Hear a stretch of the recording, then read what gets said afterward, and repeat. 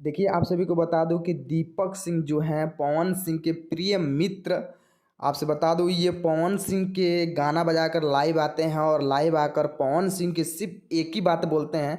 क्या बात बोलते हैं, चलिए इस वीडियो में जानते हैं। दोस्तों, पवन सिंह को दीपक सिंह यही बात बोलते हैं कि पवन सिंह का गाना बहुत बेस्ट आ रहा है, लेकिन पवन सिंह में कुछ कमियां भी है जो आप लोग तो नोटिस नहीं करते हैं, लेकिन जल्द से जल्द आप लोग नोटिस जरूर करेंगे। पवन सिंह है, आप लोग समझ प्यार आशीर्वाद इसी तरह से बनाते जी हाँ, इस बार माइलेंस को दे रहा फिर बजाओ 1 करोड़ का बस। राजा जी के दिलावा।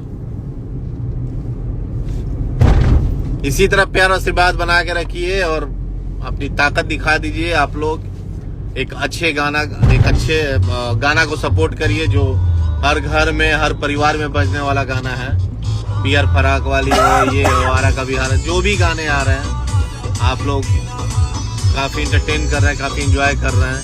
अगर कुछ आप लोग सजेशन दे सकते हैं तो ये आप लोग के हिसाब से ही गाने बनेंगे।